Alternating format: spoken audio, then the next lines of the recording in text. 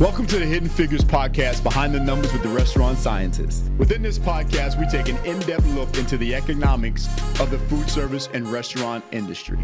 The show will examine the economic disparities and inequalities impacting Black food service professionals and restaurateurs.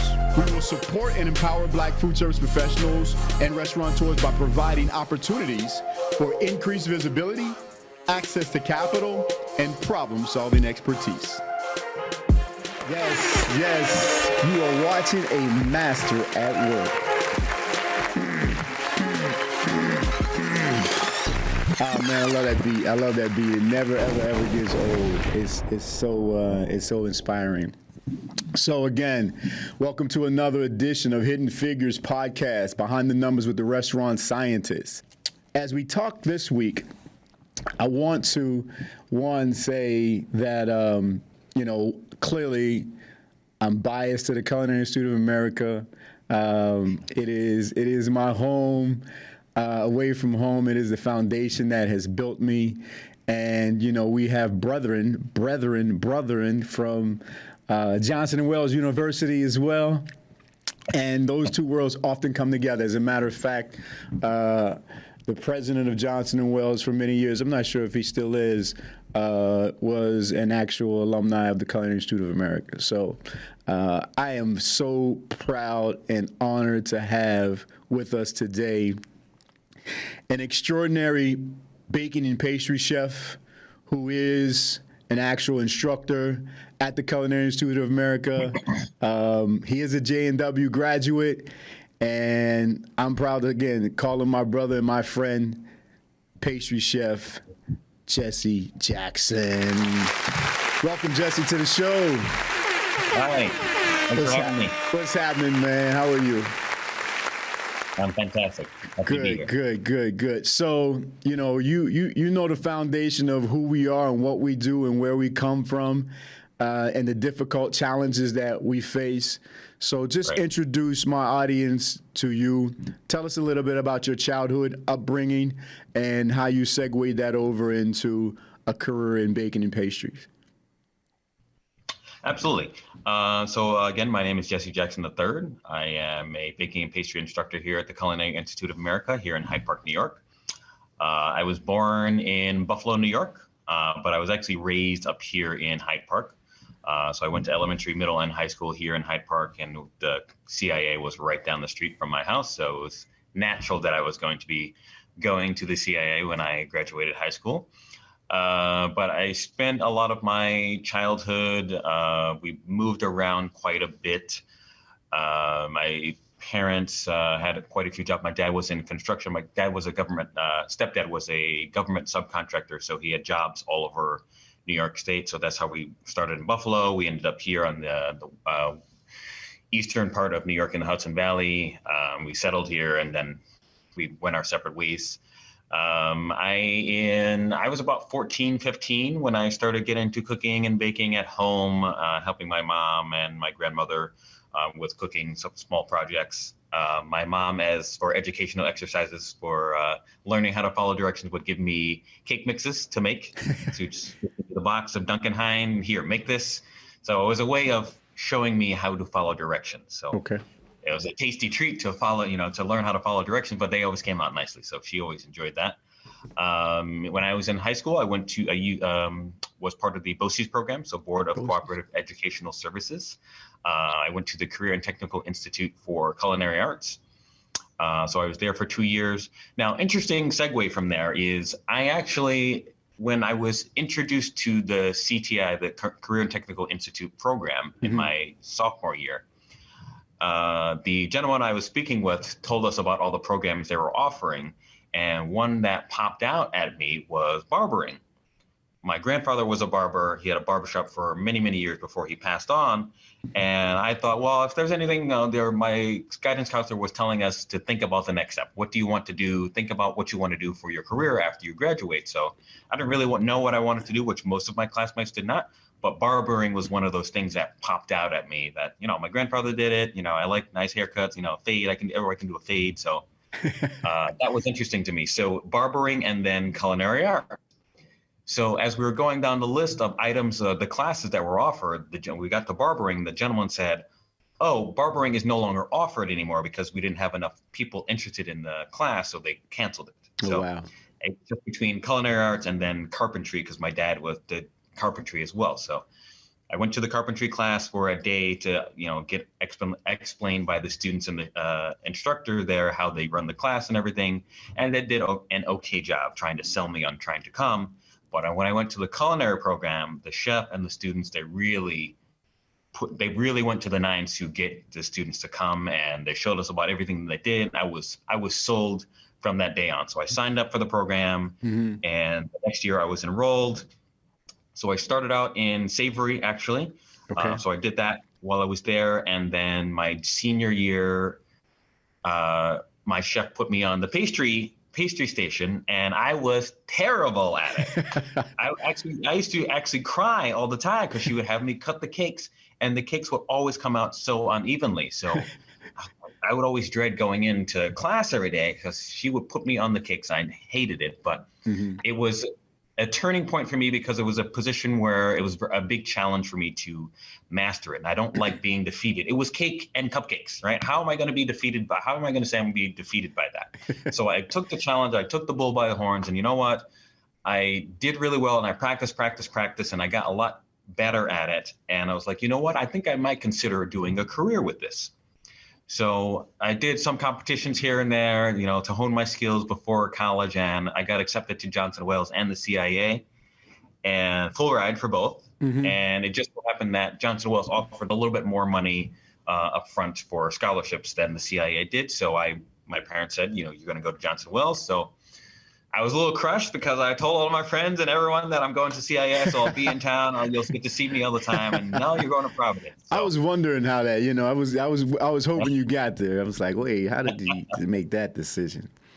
Well, yeah. So, yeah, that's what happened. And it was always a dream of mine to come to the CIA. So I got my associate's degree in baking and pastry at Johnson & Wales. And then when I graduated there, I left to go work in Boston for a year. And then I enrolled back in college to get another associate's degree in baking and pastry from the CIA. So I have two degrees from both, a degree from both schools.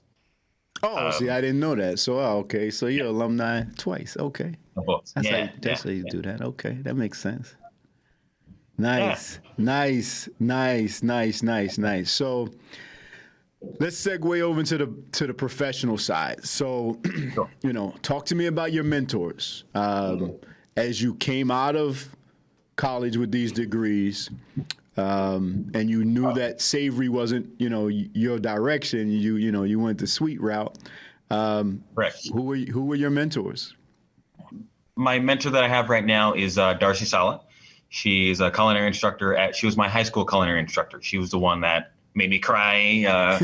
She actually used to call me Messy Jessie all the time because I was a mess all the time. God. And I hated that. And she enjoyed doing that so much. And the one that I can attribute to me being such a professional now and such a nitpicker for being clean is because she called me that. And I made sure after I graduated that I would never, ever, ever give anyone an opportunity to call me Messy Jessie ever again. So ever since then, I've always been meticulous about being clean and spotless, and that's translated to my professional career. And now that I'm teaching here, I push that onto my students here, and they may not like it while they're in my class, but after they leave, they're like, Chef, I understand why you were like that, and I appreciate you for doing that. And even the other instructors that they have after they have me, they're saying that you do a really good job making sure your students keep clean because it shows in their work now. So, right. Yeah, Darcy really pushed me to be great and hone my skills, and she's always been there to answer questions. If I needed a place to stay on the weekend, I was in town. She was always there to give me advice or whatever. Always pushed me to great opportunities, to work with these amazing chefs and gain some experience in the industry. So it's been great. Yeah, I can attest to that. Every time I've seen Jesse, his uniform is impeccable. And I can understand the barber thing now because there's never a hair out of place. That the lineup is tight. The shave is baby smooth.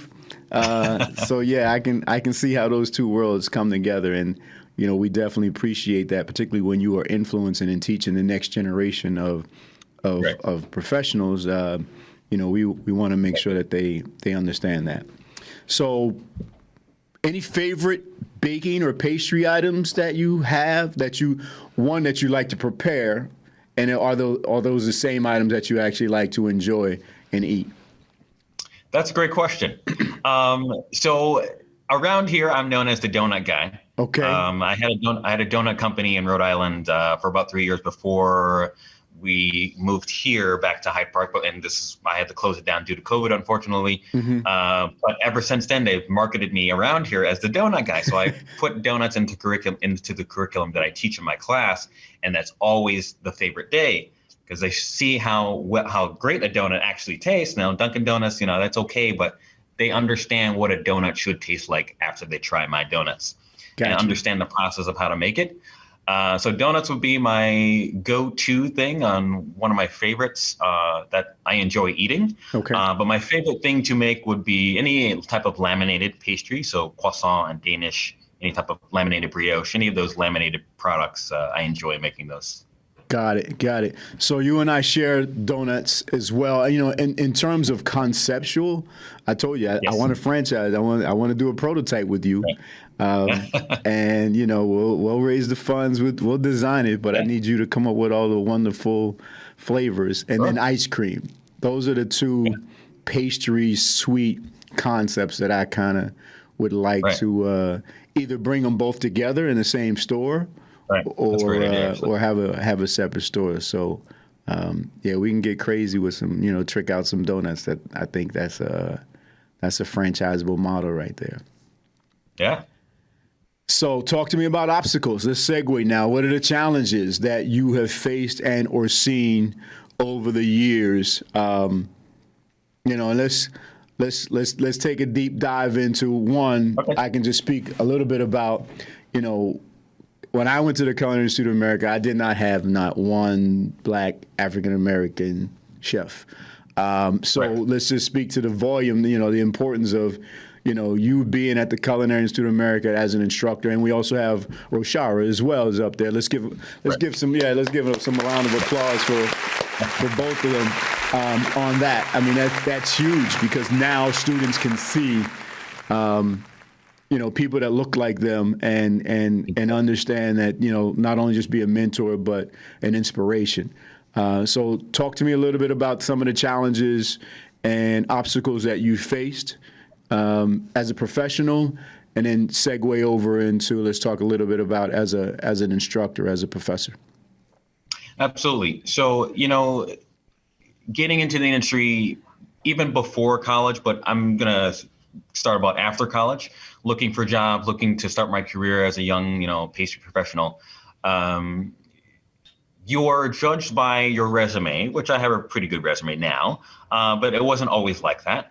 But when you go in for the interview, the first thing that they see is my skin color. Right. So it doesn't matter how educated I am, what school I went to, the first thing that they see is my skin color. And you can tell, I've gotten really good at it now, but you can tell when someone's a little bit uncomfortable. I've gotten really good at feeling human energy.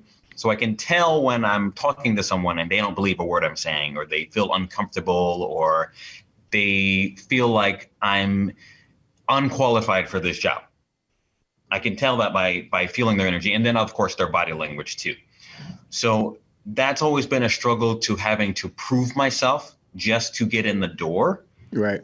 So every single job I've taken, I've always made sure it's always strategically placed and always strategically worked so that anyone looking at me on my paper, my resume is just a paper representation of myself, right? So I can put on there what I want to, I can take off what I want to, but I want to make sure it's the best representation of myself. Right. And I've always worked at great places that will have people undeniably say, okay, this person has worked here. I've worked at Disney World, the Boca Raton Resort. I've done, CIA, Johnson & Wales. So they can tell based off of this paper that this person knows what they're doing. I want to at least talk to this person, let alone give them a working interview or a stage and have them come work in my pastry shop and see what they can do. Right. So that's always been the struggle. But I've made sure that my career has always been placed that way. So at least at the very least, I can get an in-person interview and then I can prove to them with my skill set that I'm worthy of working wherever else, or I am who I say I am. I have the skill set. I can back up the skills based off of my resume. Right. So a few years ago, I wrote an article for a friend who has a company called Cooking Beautifully. And I wrote an article about, it's titled Fine Dining in Color. And it was about me and my experience working in fine dining as a person of color. And I found that the finer the fine dining, the less people of color there are higher up in the brigade system. Working in fine dining, I was more times than none the only Black person there. Right. If there was any other people of color, they were Hispanic. And they were always the porters or the dishwashers or the bus, the people carrying the dishes to the dish room. Right. There was no African-American sous chefs, no, pastry sous chefs, no executive chefs, right? And more times than none, I was the only Black person in the entire restaurant, even including the guests. I was the only, so it was very common for me to be mistaken as, the dishwasher or the delivery guy or somebody that had nothing to do with, I'm looking for the pastry chef. Yeah, that's me. Right. Oh, really? Like they wouldn't believe me when I said I'm the pastry chef. Right. So that was always a struggle, having to assert myself and become very, very confident in saying that, yeah, that's me. What do you need? You know what I mean? So that's always been difficult, getting my foot in the door. But once I'm able to get in the door, I've always been able to back up my skill set and my resume with my skills, so they can see that, okay, this guy is legit, let me hire him. So I've never had a job that I haven't had. I've always gotten hired for every job I've applied for. Right. Okay. So because the qualifications are there. Yeah. And that was difficult going into college as well, because of course, most of as a baking and pastry student, their ratio of males to females is about 5. Females to males is about 5 to 1. So every 5 females is 1 male, and they're typically 95% Caucasian. Right. Caucasian females. So me being a male in the baking and pastry field I'm already a minority, but being African American, it's like double dip in there. Right. So it was always trying to prove myself to my classmates to show them that I was actually legit good. They wouldn't give me a side. And, going into college, people are coming from all over the country / all over the world. So you come from people that have never seen a Black person. Right. They've only seen them on TV. So their interpretation of what they think Black people are like is what they see on TV. And it's typically always negative. Right. So going into that, proving that, hey, I'm a nice guy, I can smile, I'm right. funny, I can, I can hold a conversation, I can do what the chef is asking of us in class. Yeah. So once we got there, it's been good, but it's always been an uphill battle to having to prove myself that I'm worthy, trying to do twice as much work to get half as much recognition as everyone else. Absolutely. Let's go deeper down that road in terms of salaries and pay and hourly rates. Right. Do you feel over the years that you were paid your worth? Or you I do were not. paid equal to, No. white men There or are white definitely women? discrepancies there.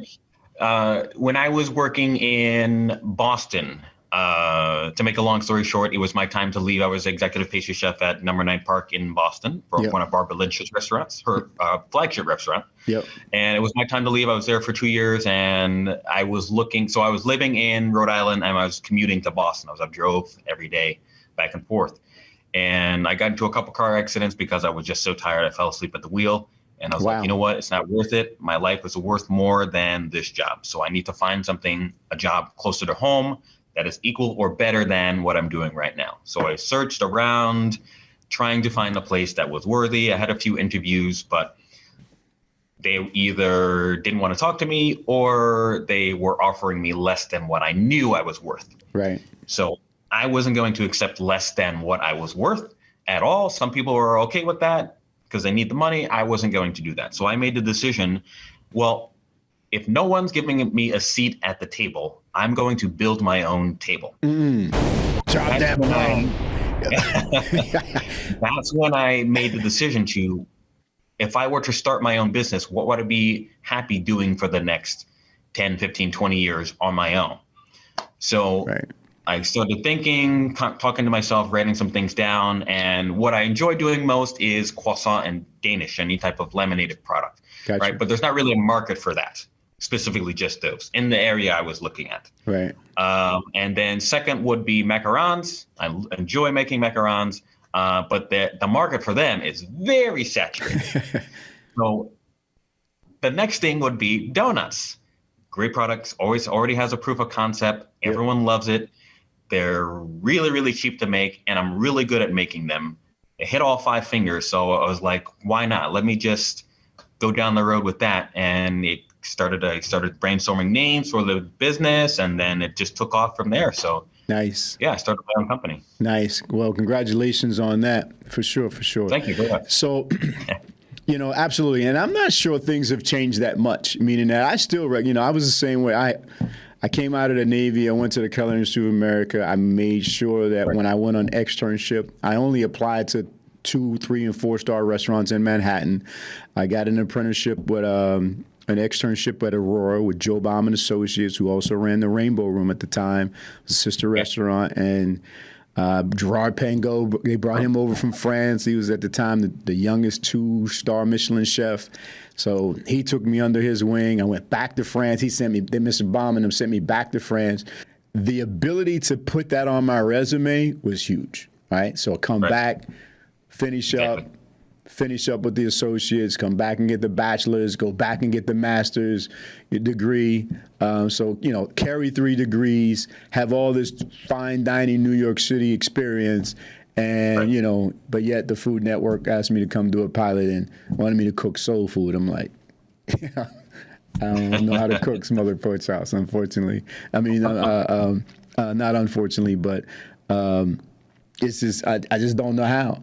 So, at any rate, the ability, like you say, to build that resume because of your skin color, so that they can't deny me on paper. Now put me in the kitchen and let me show you my knife skills. Let me show you my techniques. Let me show you my teamwork.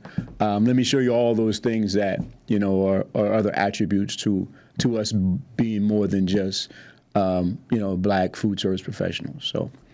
I definitely applaud you, and I thank you for your contributions and your patience and your diligence and your professionalism and all of that, because what we do represents other people, whether we know it or not. And you've definitely been a positive role model for us in our industry, and we applaud you. Thank you. Thank you very much. I appreciate that.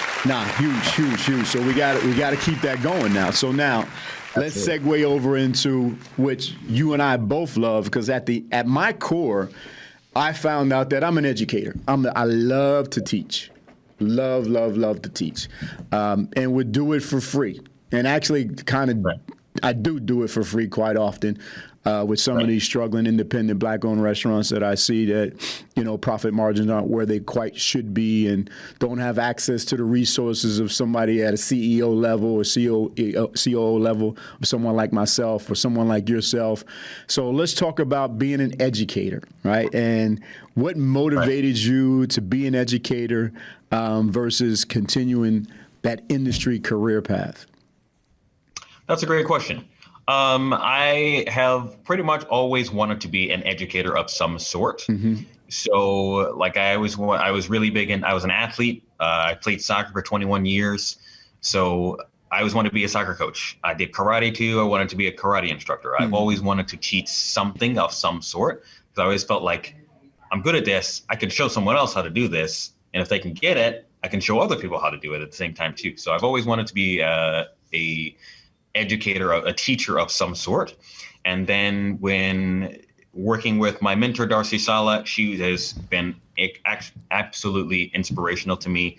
And she's one of the big reasons why I'm a culinary instructor, because of the style and the way that she educates people. She's very, very tough and very strict, but she shows you that love too. She gives you the appreciation when you're doing something right. You know that you're doing it right.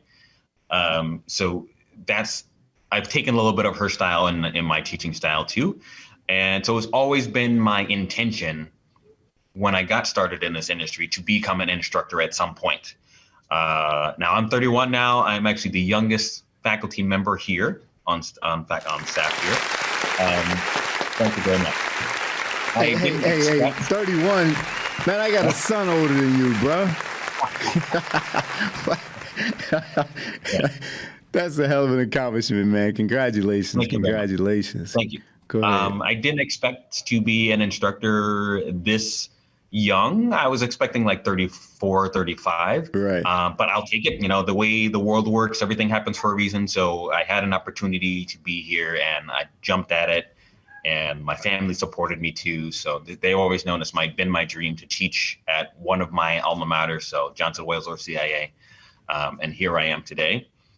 And, you know, it's always been intriguing to me to be an instructor, and I am enjoying every minute of it. My students are loving it. My students enjoy having me. I mean, this is what they tell me. I'm not, you know, trying to boast my own ego here, but this is, you know, the feedback that they're giving me. Chef, I may think about becoming an instructor because of your teaching style. I appreciate you not being so harsh like we've heard other chefs have, or how we heard the reputation of CIA was like. It was so rough and hard, and you're very stern but understanding. You're, you know, firm but gentle at the same time too. And you make it so we can enjoy ourselves and not be afraid to come to class every day. We actually want to be in the classroom, in the bake shop.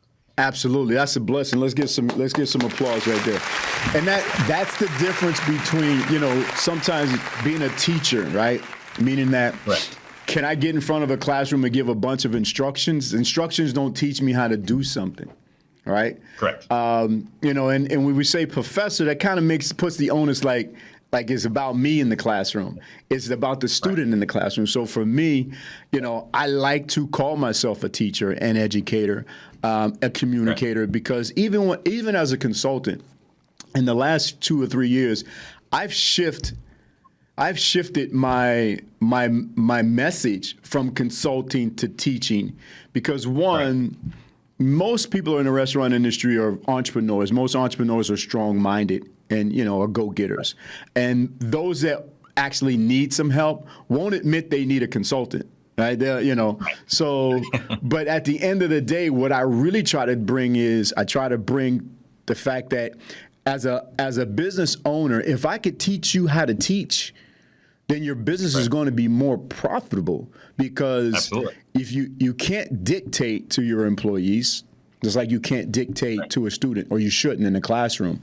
But I need to, again, not just give you a bunch of instructions. Yeah, follow this cake mix, right? Right, like, you know, right. But that's not going to teach you what folding is, and why you fold, and when you fold, or mixing your dry ingredients and your wet ingredients, and when they come together, and the science behind, you know, proteins coagulating, right? Starches gelatinizing, sugars caramelizing, and water evaporating, right? So when I break down the science to you, why that, you know, and you know, from my side, why you did not get the color on those seared scallops. Like, we were judges, right? You and I just judged that competition 2 weeks ago. You know, like, but it's not for me to come and just say, let me explain to you why you didn't get that color on those scallops.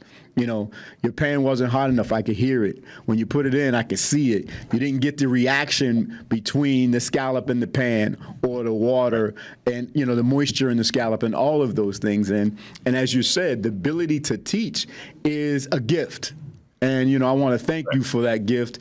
And, you know, and as you alluded to, you know, I do sit on the advisory board that is trying to recruit more African-American instructors to the Culinary Institute of America.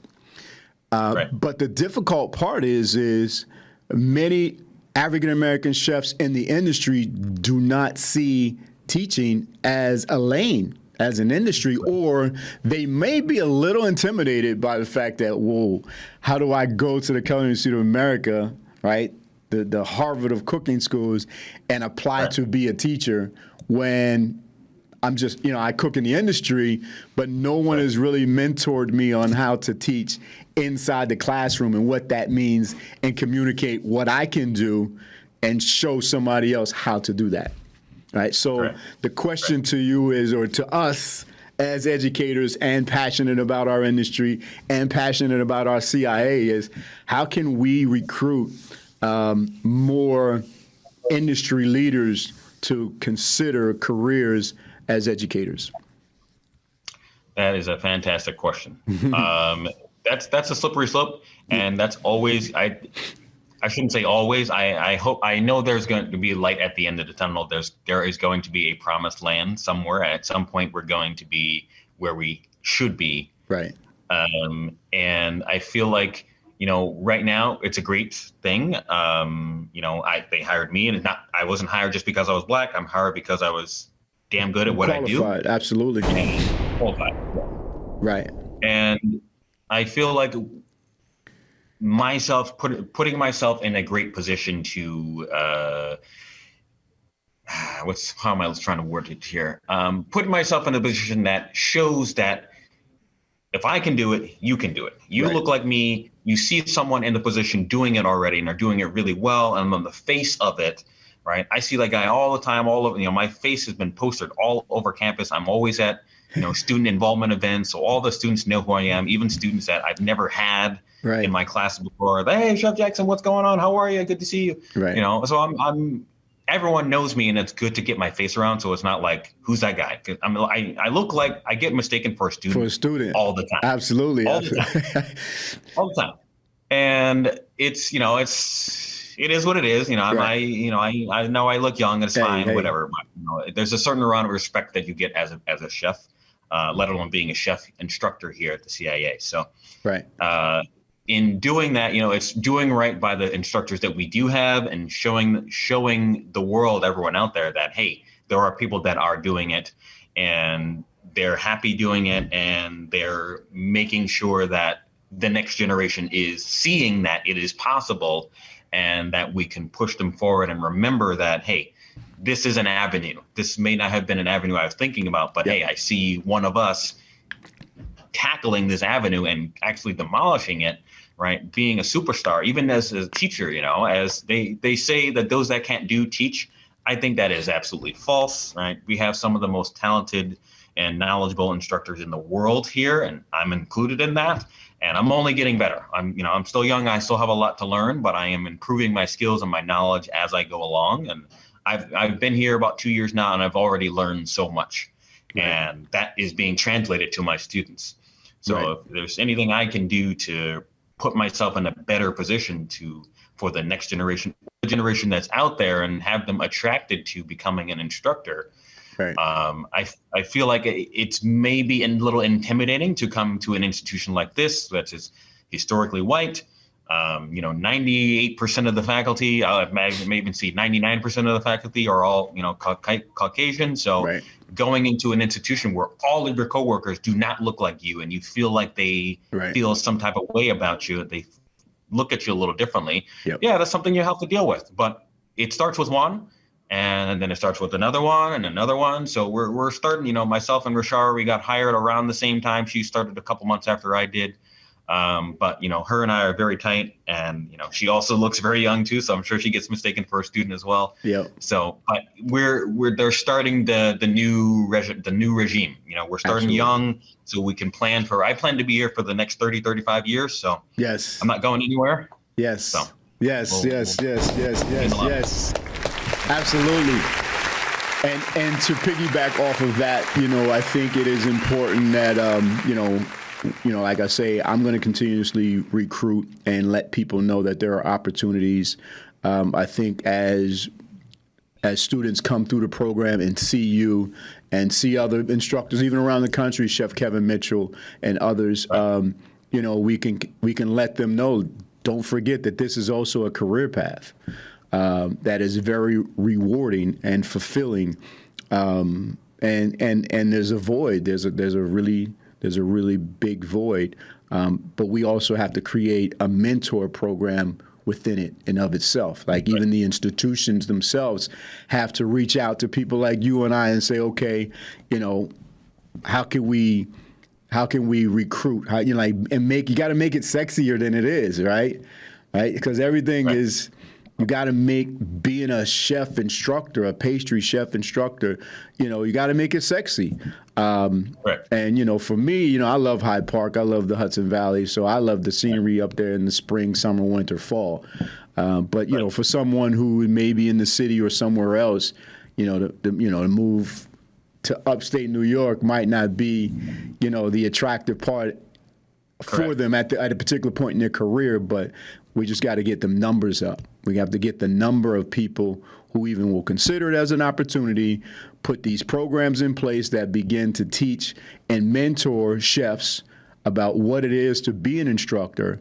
And then I think, like you say, we'll just take it one step at a time, one day at a time, one classroom at a time, one instructor at a time, and one student at a time. So Thank you for that. Anything else you want to add in that space? I do have a follow-up question about,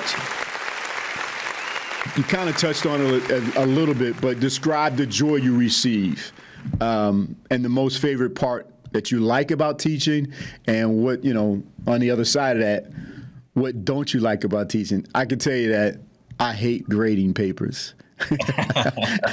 I just don't, it's like, I don't mind giving a grade, but, when it comes to actually grading. So for me as an instructor, my least favorable thing is grading.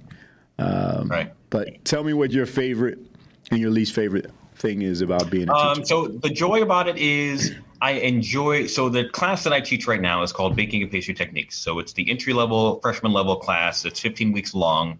I have 2 classes, so 2 days a week, so Tuesdays and Thursdays and Wednesdays and Fridays. Okay. So it's pretty much all the foundational techniques. We start, with the easier ones, and then as we progress each week, we get into the more difficult ones. They have a midterm and a final to assess the skills and techniques they've learned and been taught in class. So actually today, my other class, my Tuesday, Thursday class, is taking the second part of their final today. So they're all really nervous. But the joy I get from it is I enjoy teaching the class because it's a little bit of everything, and the students can feed off of my energy. They enjoy seeing me. They can see that I enjoy making these cookies. I enjoy making these croissants, that pound cake, those muffins. They can see that I enjoy doing it, and that makes them a little bit more comfortable. Whereas someone that doesn't know what they're doing, or they're uncomfortable with something, right, they're going to see that, they're going to notice that, and then that's going to make them nervous as well too. So being comfortable and confident in my own space and showing them that it's really, really easy. Just follow the directions, follow the technique. I'm showing you this slowly so you can understand it. And then when you get faster at it, repetition will come, muscle memory will come, and then you can start doing the stuff that you see on Instagram and TikTok all the time. But while you're here, I want you to learn and master the foundation. And then we can build upon that too. So I enjoy having the students see my joy and my enthusiasm in my work. My favorite thing about it is seeing a student struggle a lot on certain things, especially like piping eclairs, piping the shell border on the cake.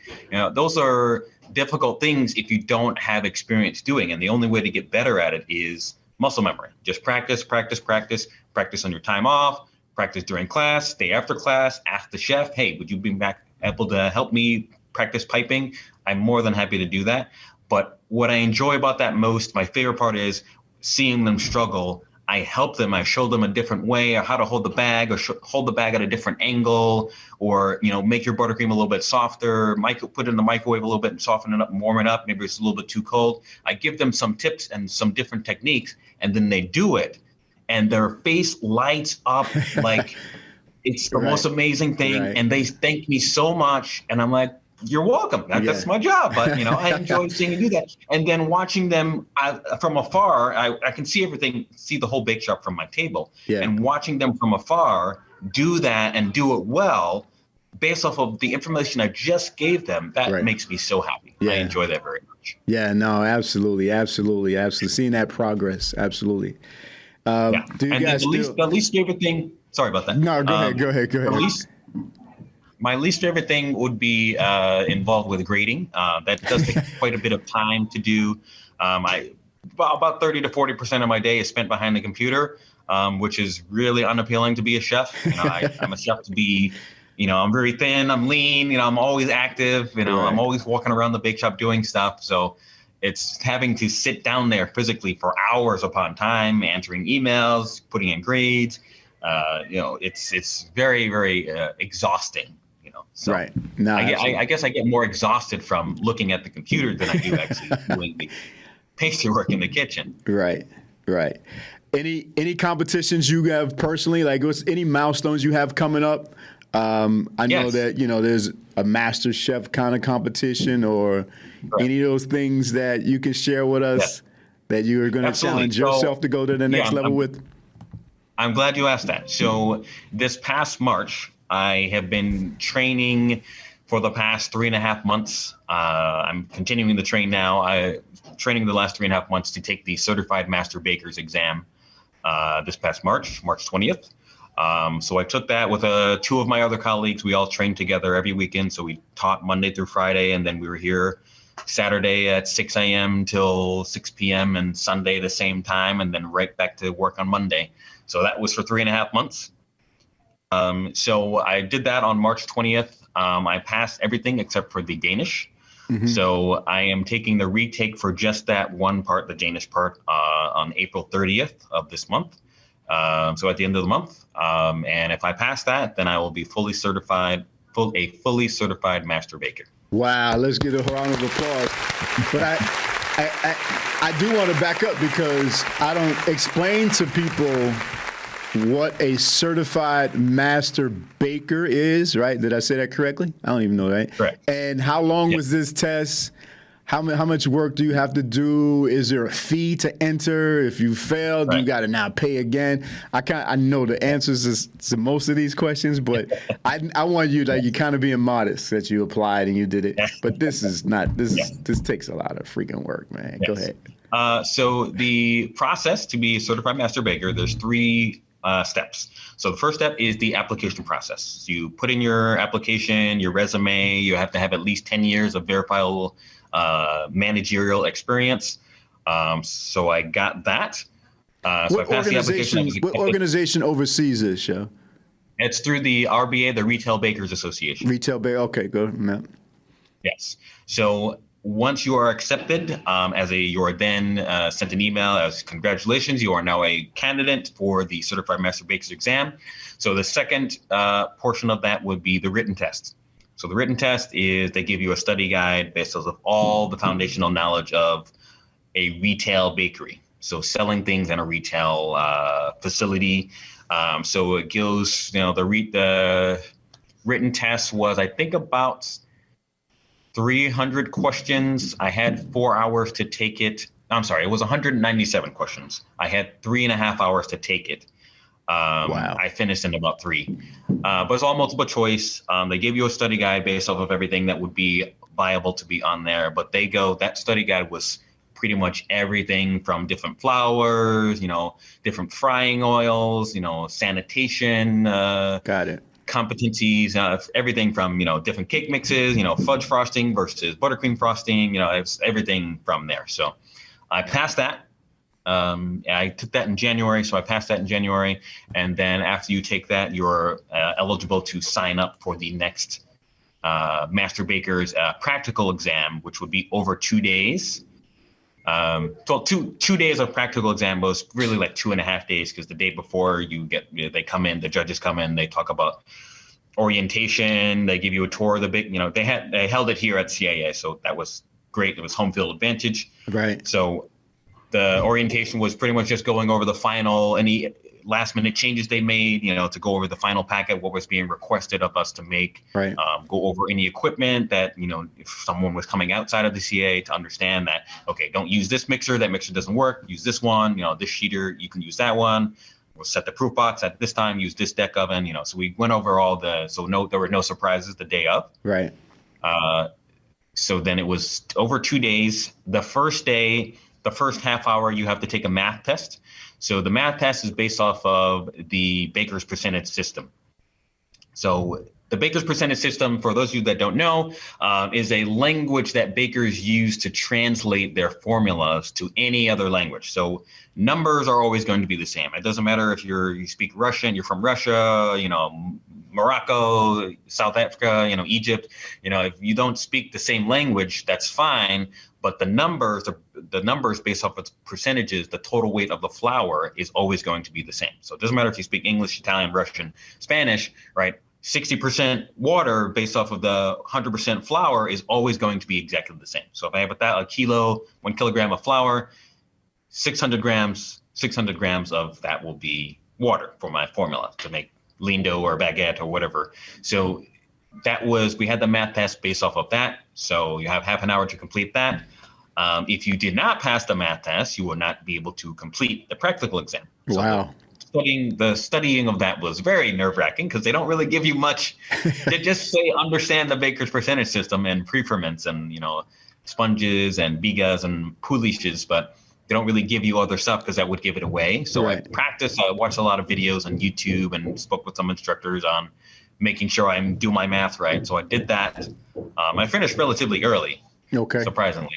I did well on that, and then you hit the guns blazing, and it's over 2 days. You have 8 different items to make. They change the test every single time that they take it, but this particular one we had to make baguettes, donuts, danishes, pumpkin muffins and loaves, 2 lemon tarts, decorate a quarter sheet cake. We had to decorate an 8-inch cake, a 3-layer 8-inch cake in 8 minutes or less. There was a specialty cake that we had to make a classical cake of some sort. So I made a dobosh tort. A dobosh tort is a Hungarian specialty cake that has 7 layers with French mocha buttercream and a layer of caramelized sugar on the top layer. So it looks like a fan on top. Yeah. So I did that, then decorate a quarter sheet cake, and I believe that was it. Wow. So I had 2 days to complete everything. It was 7.5 hours both days. So the most difficult part about that whole process for me is not the actual baking. The baking was the easy part, but being able to withstand it mentally and physically, the mental and physical stamina needed to withstand that type of high level. Right. It's not a competition, but it's more of a certification. Right. To withstand that over the 2 days while still having a full-time job teaching. Right. That was the most difficult part. Making sure I was drinking enough water, making sure I stopped to eat. Right. That's when you're going. You don't think about how hungry you are or how thirsty you are. You just keep going. Yep. So that was always, during my training sessions, we did four full run-throughs. And usually on the second day, about 12 o'clock, halfway through the second day, I was like running out of gas. I was running out of fumes. So, I can imagine. Yeah. I can imagine. Do they go around and tap you on the shoulder and be like, all right, bro, now you got to go. You're done. They just at the end, they just grade you and tell you yes or no. They do that for the Master Chef exam, not for the Master Baker's exam. They grade everything at the end, or grade everything as you present it. As you present it, okay. And at the end, they'll tell you if you keep going. Passed or not. Got it. So you're able to, for the exam, you're able to, I passed everything except the Danish, so I can just retake that. You're allowed up to 2 items to retake. Got you. To just retake those 2 items. If you fail more than 2 items, you have to retake the whole thing. Got you. Wow. So we should be able to call you a certified master baker? That's the title? When this is all said and done. Wow. Congratulations. Give some round of applause. Man. Good stuff, Chef, man. So proud of you, man. It's just, I don't even know what to tell you. Right? And I haven't verified yet, but I think when I do get certified, I may be the youngest African-American certified master baker they've had in the RBA. So wow. Wow, that's good. That's good stuff. That's good stuff. All right, so this hour goes by quickly. Any last words of wisdom that you would like to impart on us, or anything you left out that you want to say? Now's the time. I always say this on my last day with my students, that any parting, the best advice I can give you is the saying that I have quoted many times. I think I'm pretty sure I coined it myself, but education doesn't end after graduation. You must continue to educate yourself, and you are responsible for your own education. Just because you go to a top-notch college doesn't mean you're getting an education. Your education is your responsibility to retain the information that's being presented to you, and then you go find other avenues to find more information that can support that, or, challenge that, but Right. that's up to you. No one's going to tell you, we can tell you the stuff, but if it's just going in one ear and out the other, you're not getting an education. Right. So I'm always continuing to learn. I watch videos all the time. I take classes here and there. Some of the chefs here, they take classes as well too. But I am never, ever not stopping learning. I always want to continue to learn. I always tell that to my students, that just because you have your degree here, your CIA, or move on from my class, that doesn't mean you're not going to use the things that you learned in my class ever again. I want you to continue to learn and gain more knowledge and assess more techniques that Yep. go based off of you doing the work and becoming better at. And that's the only reason why I am here where I am today at my age, for so young, because I took the time. I wasn't going out partying on the weekends. I wasn't chasing after the girls. I was in the library looking at magazines from 1980s and 1990s. I was, helping out on the weekends with the chefs, teaching, CE class, continuing education classes. I stayed over the summer helping to teach classes during the, they have camps and different sort of programs over the summer for professionals and amateur people. So I was always immersed in that. So don't ever stop learning. Absolutely. Let's give a round of applause for that final word. Hey, Chef, it's been a pleasure. Again, I want to thank you. And as we wind down, I want to thank, clearly, none of this would be possible without our sponsor, Eat Okra. So, we want to give a shout out to Eat Okra. We want everybody to go download the app, Eat Okra. It will give you the directory for Black-owned restaurants across the country, with over 12,000 restaurants currently on the directory. And if you are a restaurant and your restaurant is listed on Eat Okra, we need you to go and claim that restaurant so that you can take advantage of all of the other wraparound services that Eat Okra provides. So, having said all of that, Marv, let's drop that beat. We want to thank you for another episode of Behind the Figures with the Restaurant Scientists. Power to the people.